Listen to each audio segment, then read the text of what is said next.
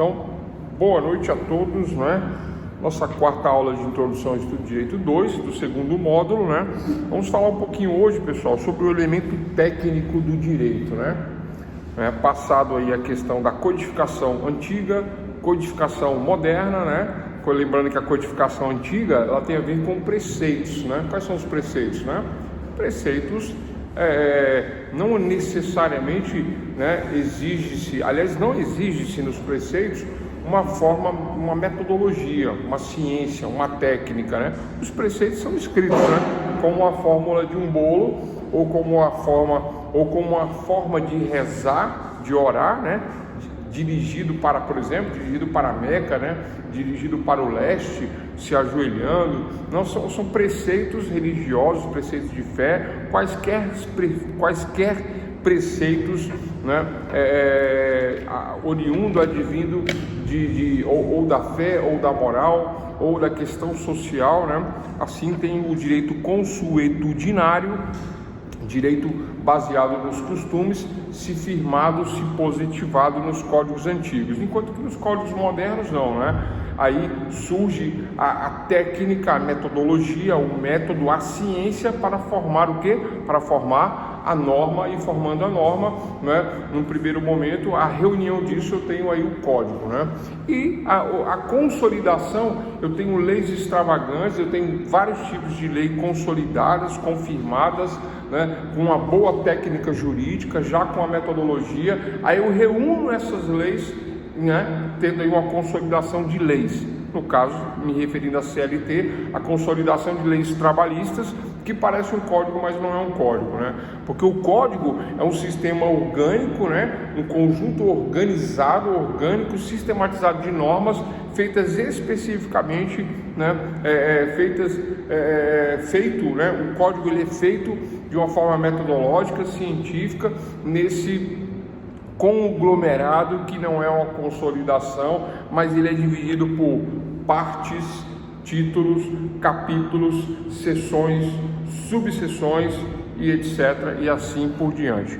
Então, tema da aula de hoje, o elemento técnico do direito. Quando eu falo do elemento técnico do direito, o que eu quero dizer com isso, né? Eu quero dizer que o papel da ciência, né? Ciência é conhecimento, né? É fundamental na elaboração do elemento técnico do direito. Então, quando eu vou elaborar a norma, agora vamos trazer isso bem para a modernidade, né? Quando eu vou elaborar a norma lá no Congresso, lá no Parlamento, quando eu vou fazer a norma lá no Congresso, no Parlamento, eu vou fazer a norma, né, obedecendo, respeitando uma técnica, respeitando uma ciência, respeitando um método. Então, esta metodologia, essa técnica, essa ciência, né, ela me diz que, né, consiste no conjunto de operações pelas quais se adaptam meios, né, adequados aos fins buscados ou desejados. Que meios são esses, né? Quando eu falo de metodologia, eu falo que método é o caminho para se obter o conhecimento, né?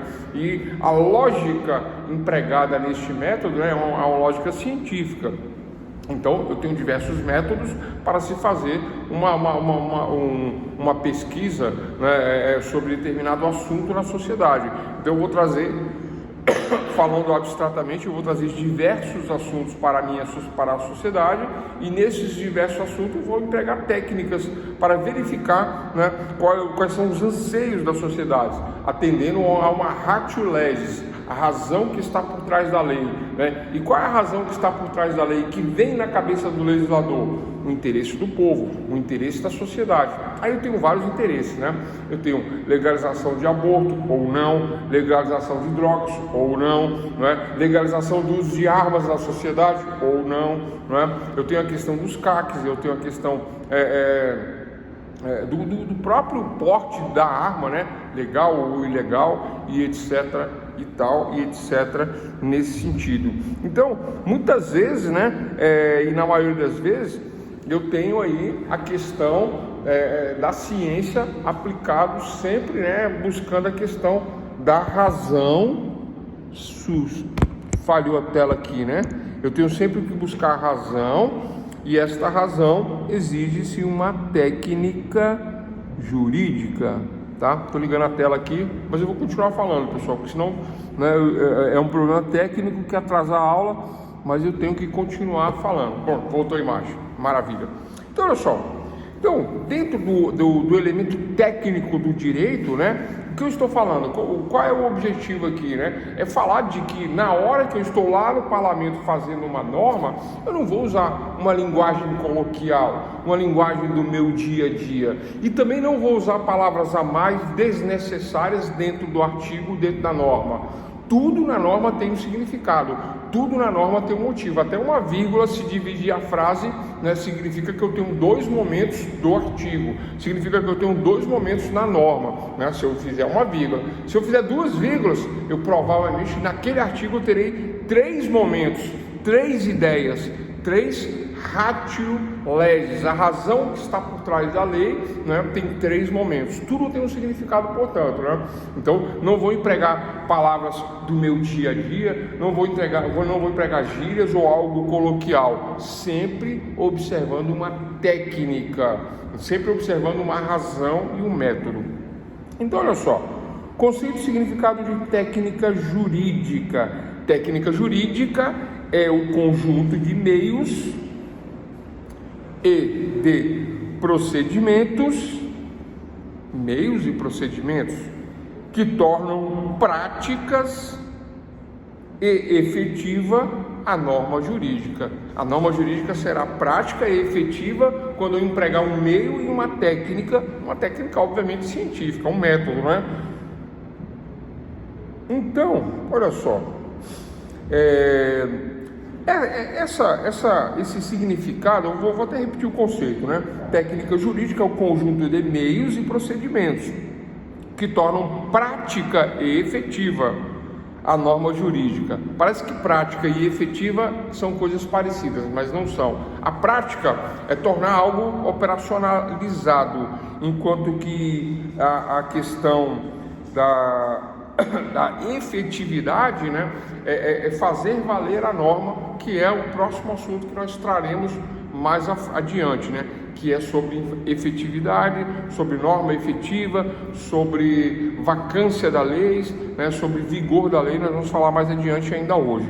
Então, dentro de técnica jurídica, nós temos esse conceito e temos o momento da elaboração, primeiro momento da elaboração da norma. Quando eu estou elaborando a norma, eu vou no direito consuetudinário, eu vou nos usos e costumes, eu vou no interesse social, na ética, na moral e etc e tal. Mas, né, quando eu trago isso para a forma, eu trago para a forma não consuetudinária, não coloquial, mas uma forma técnica, uma forma científica, uma forma baseada na razão, com esmerado linguajar, polido, né, calcado na norma técnica, na forma técnica, no vernáculo, né, português. Eu não posso falar, por exemplo, num artigo de lei, todes, isso não existe, está errado, né?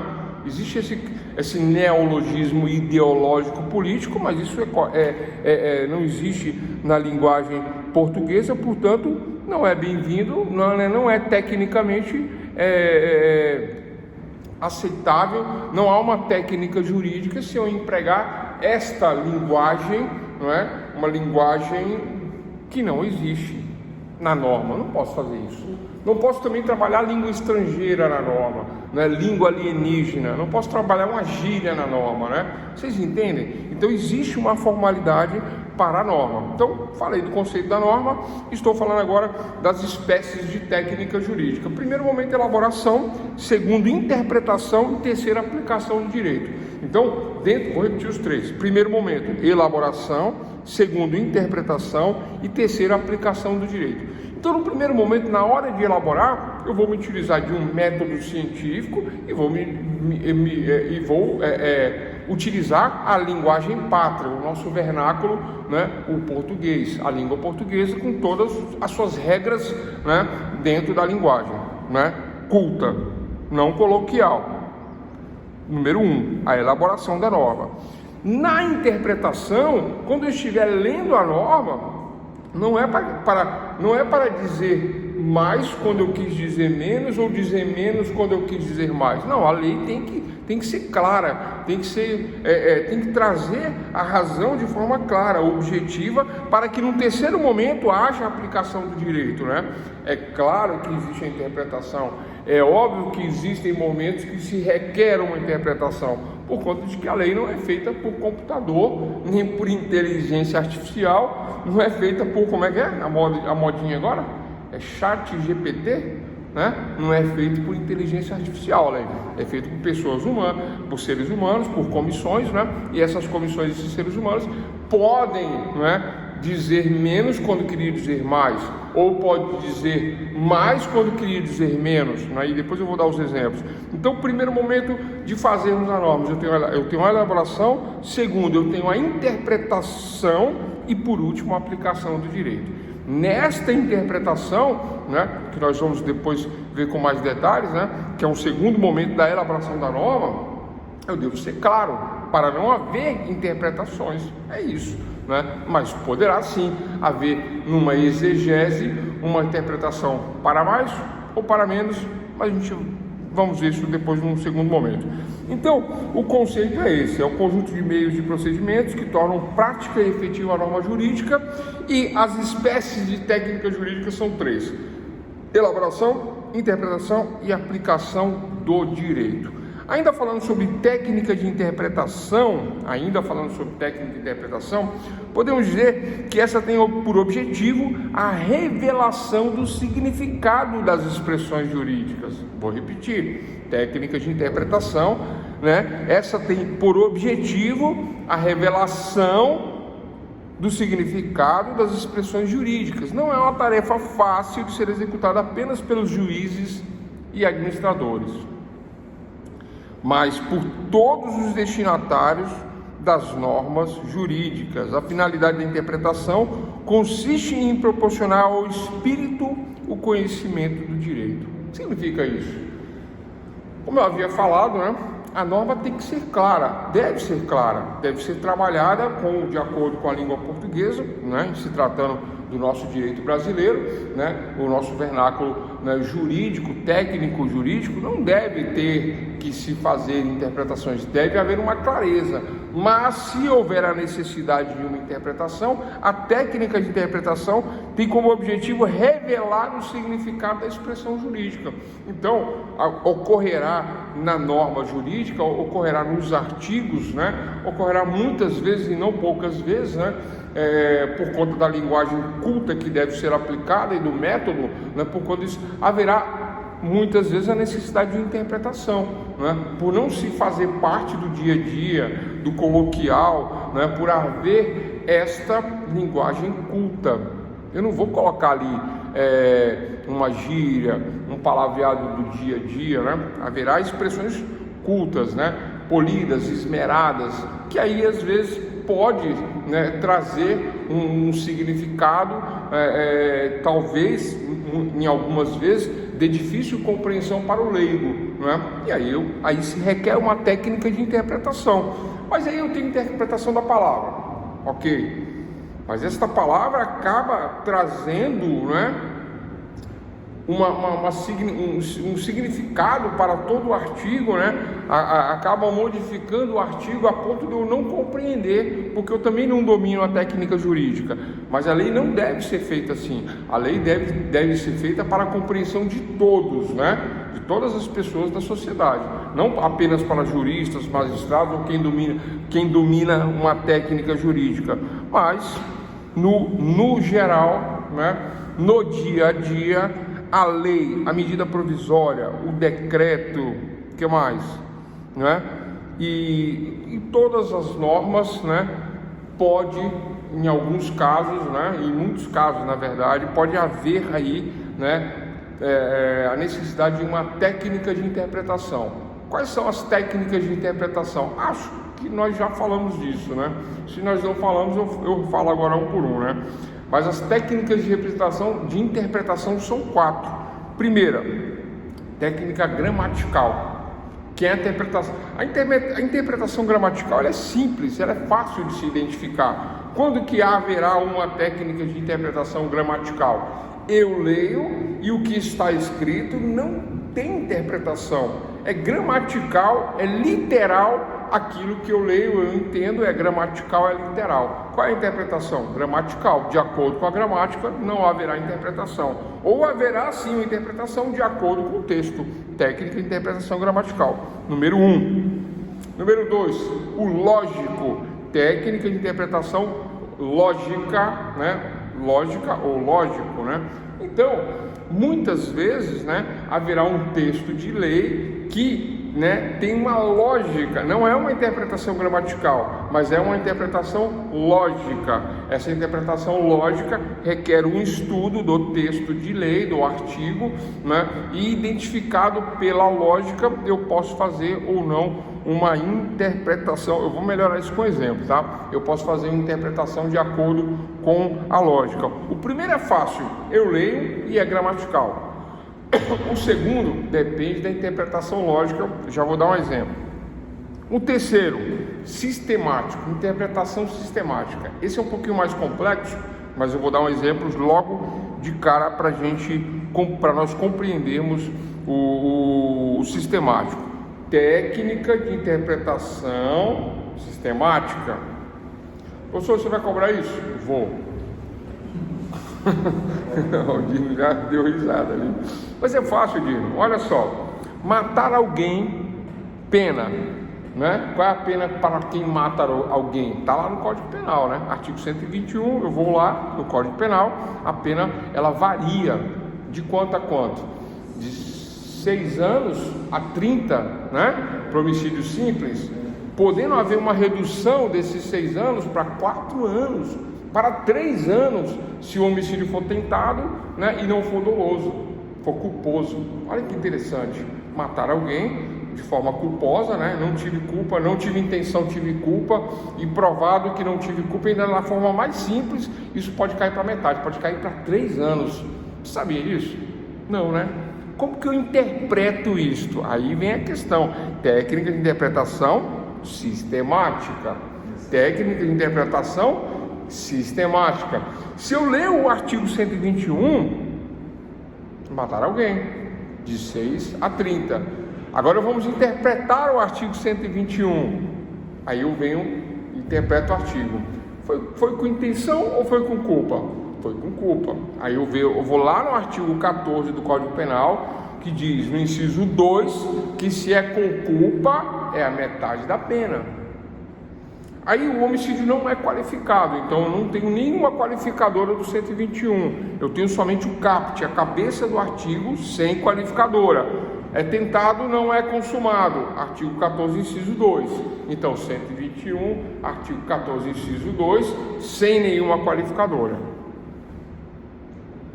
Aí vai para a cadeia, é com reclusão ou é com detenção? Então eu vou interpretando de uma forma sistematizada. Eu verifico todo o sistema legal para poder fazer a aplicação da pena. É isso. Olha só, quando eu falei de espécies de técnica jurídica, então eu tenho a elaboração, a interpretação e a aplicação do direito. Aqui na aplicação do direito, antes de aplicar o direito, tem que interpretar. Antes de interpretar, houve uma elaboração. Nesta elaboração lá atrás, isto que o legislador quis fazer, quis dizer. Vai de 6 a 30. Mas é 6, é 7, é 8, é 9, é 10, é 11, é 20, é 30. Tenho que fazer uma interpretação. Interpreto e agora aplico o direito. Como que eu interpreto? Interpretação sistemática. Não é fácil não. Né? Essa interpretação sistemática, né? Eu chamo essa interpretação sistemática também, em direito penal, de dosimetria penal, né? Por que dosimetria penal? Que aula é essa dosimetria penal? Eu até tenho um vídeo sobre isso no canal, mas é um vídeo muito longo, é mais de 2 horas falando sobre isso, né? Que é a forma de interpretar, né, o artigo para aplicação da pena. Então eu tenho aqui 3 momentos: elaboração, né, formal, metodológica. Aí, na hora da prática, né, interpretação, né, interpretação sistemática. Por que sistemática? Porque eu tenho que ver todo o sistema. Qual o sistema que eu estou falando? Sistema penal, né? Não basta eu olhar o artigo 121, Porque do 121 em diante são os delitos e suas penas. Antes do 121 não são delitos e penas. Existe um sistema antes do 121, né? Porque o Código Penal ele é dividido em duas partes. As penas e delitos e penas do 121 em diante. Atrás disso, antes do 121, não tem essa questão.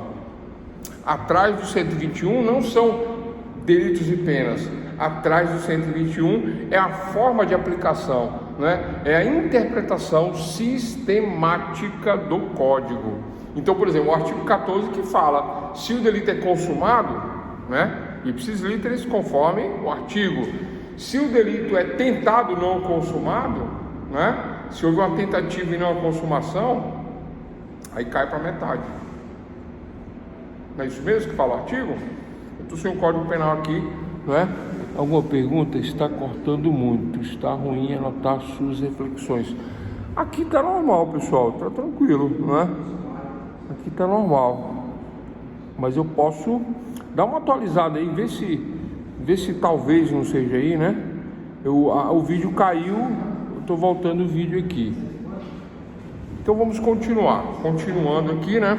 Então, então nós falamos do conceito, tá? E significado da técnica jurídica. Aula de hoje, elementos de técnica jurídica. Falei do conceito e do significado. Falei também das espécies de técnica jurídica, 3, né? E agora aprofundando a técnica de interpretação, né?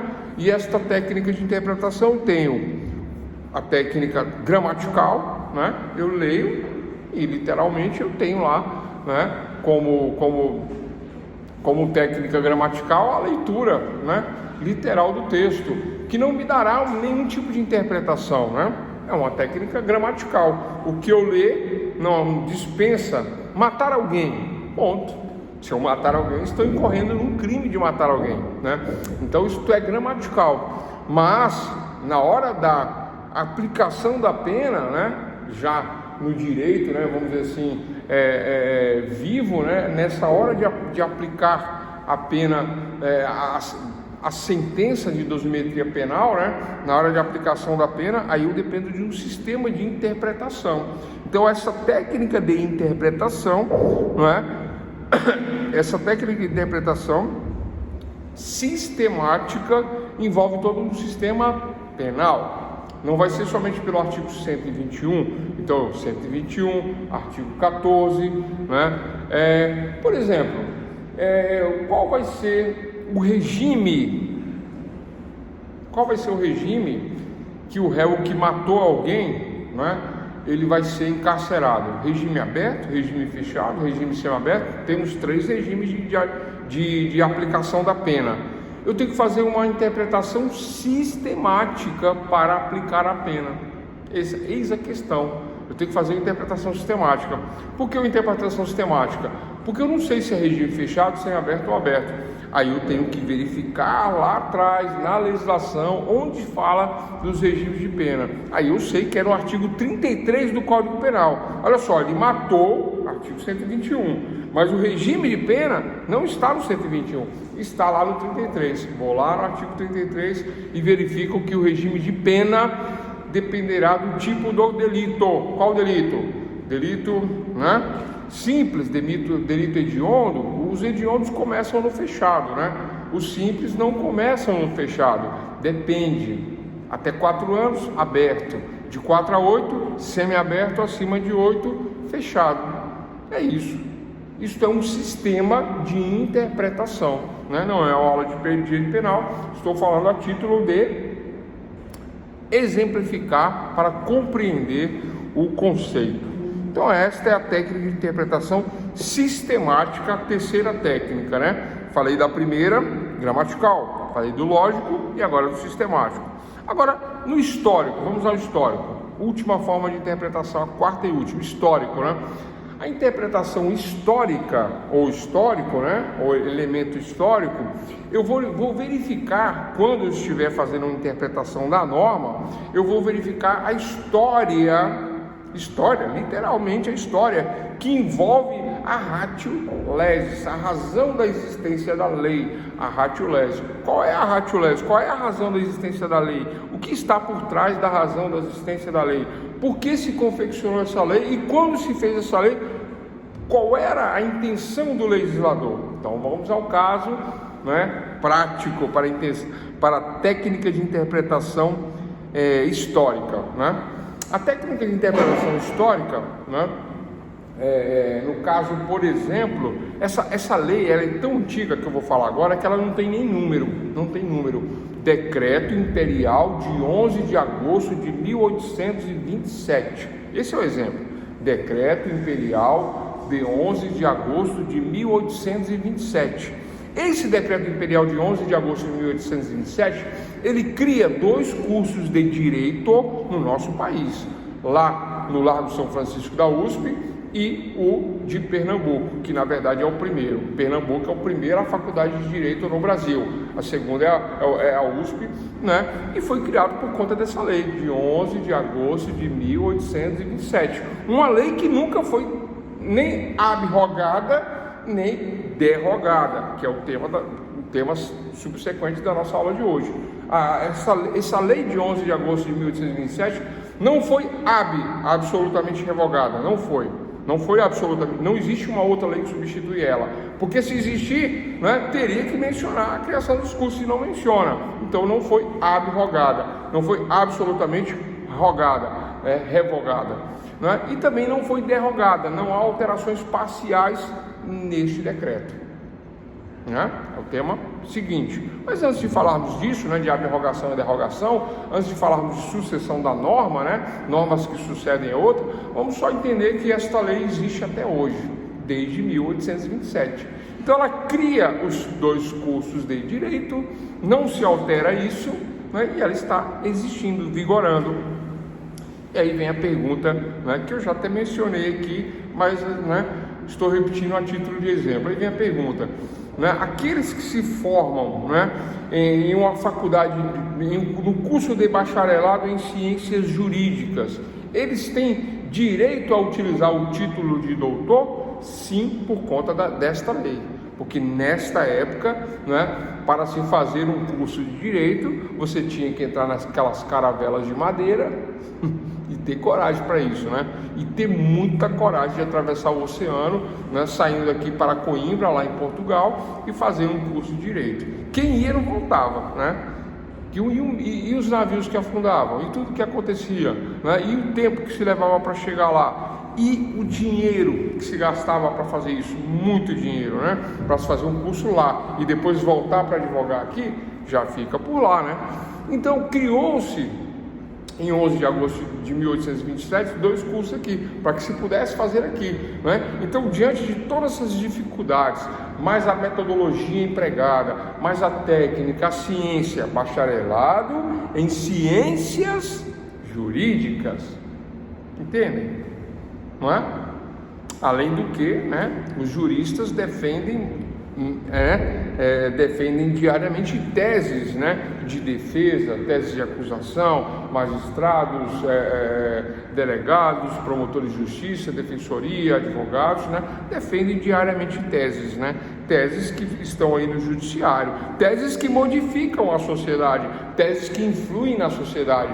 Vimos aqui, né, a aluna que deu o exemplo, por exemplo, quando eu citei a questão do casamento homofóbico, ela falou, existe um entendimento do CNJ que aceita isso e é um casamento. É uma lei? Não. Existe a lei? Não. Existe um entendimento jurídico em cima de uma tese? Sim, tese jurídica. Então, os Dr. Lego ou doutores da lei estão calcados nesta legislação de 11 de agosto de 1827. Então, é correto, é digno, é honrado, é normal se atribuir o título aos doutores da lei, todos, né? De forma que aqueles que se formam em bacharelados em ciências jurídicas têm essa titulação legal. É incipiente falar que não é verdadeiro isso, né? Não é falta de conhecimento falar o contrário. Tranquilo? Tá? Que mais? Então eu tenho essa interpretação histórica. Entenderam? Entenderam a história? Contei uma história, interpretação histórica. Eu entendo agora porque, né, doutor, magistrado, doutor advogado, doutor promotor de justiça, doutor... Entendem? Esta é a questão, oriunda desta norma, desta lei, que não tem nem... É tão antiga que não tem nem número, né? E aí, no próximo assunto que nós vamos falar sobre revogação e derrogação, né? Que é a sucessão da norma, a norma que vem e sucede, né? E revoga a anterior, né? Quando eu falar disso, eu vou citar de novo essa norma. E aí eu já digo, não há uma abrogação e não há uma derrogação. A abrogação é a revogação total, absoluta da norma. Não existiu isso para essa norma. Enquanto que a derrogação ela é parcial. Não existe também pedaços da norma modificados, né? Não existe isso, né? Então, esta é a interpretação. Tranquilo? Técnicas de aplicação. Eu identifico uma decisão judicial, não é? Eu identifico uma decisão judicial. E qual é a decisão judicial no caso do homicídio, por exemplo, que nós estávamos tratando, né? A decisão é de reclusão do réu por conta de uma condenação. Então eu fiz uma interpretação sistemática e cheguei a pena de 10 anos, 9 anos, 12 anos, 20 anos. Então eu utilizei uma técnica de interpretação sistemática, mas agora na aplicação para mandar o réu para a cadeia, então olha só, eu utilizei o artigo 121, né?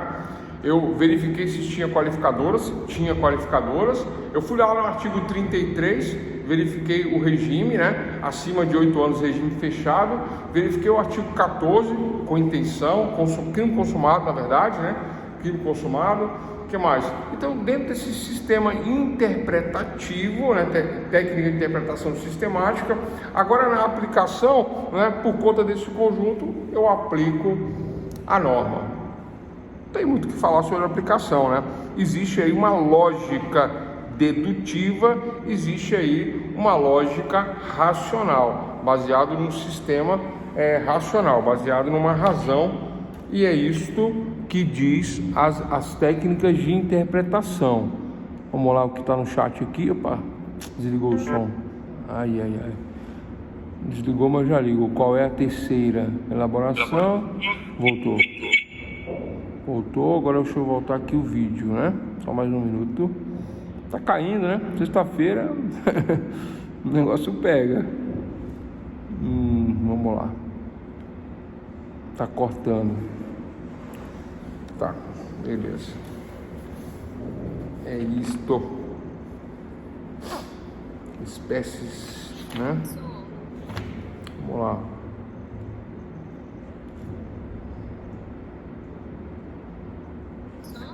Eu estou só voltando o vídeo aqui, né? Para que nós possamos continuar. Como é que está o áudio aí? Tranquilo? Audível? Melhorou? Tô ouvindo. Tá um pouquinho baixinho, mas eu tô ouvindo, sim. Deixa eu ver aqui, deixa eu aumentar aqui. Tá? Pronto. O vídeo aqui não tá entrando, né? Mas como que está o áudio? Audível? Tranquilo? Tá falhando? O pessoal falou que tá falhando. Está me ouvindo? Sim, tô ouvindo, né? É que o vídeo que não entrou, por enquanto. Oi? Não, deixa eu explicar o seguinte. Tá cortando muito. Eu tô tentando acompanhar os meus colegas também. Mas eu não consegui anotar tudo. Por exemplo, eu não anotei a explicação da fase da espécie de elaboração, que é uma das espécies técnico-jurídica. E não consegui acompanhar. Não, eu repito, não tem problema. Isso eu falei bem no início, na verdade, né? Bem no início da aula eu falei, mas não tem problema não, eu repito. Exato. Tá ruim, né? A gente repete, não tem problema não. Eu entendo, infelizmente. Cheguei bem cedo hoje, mas aí começa a dar problema, né? E aí começam os problemas, mas não custa nada, eu repito, não tem problema não. Tá? Eu também tô desde o início, professor. Não falei isso, não falei que você não tava. Né? Eu sou meio ceguinho, não tô vendo aqui vocês, mas eu repito, não tem problema não, tá? Deixa eu dar uma atualizada aqui para ver se volta aqui se volta tudo ao normal e a gente repete, não tem problema nenhum, tá bom? Tranquilo. É isto, né?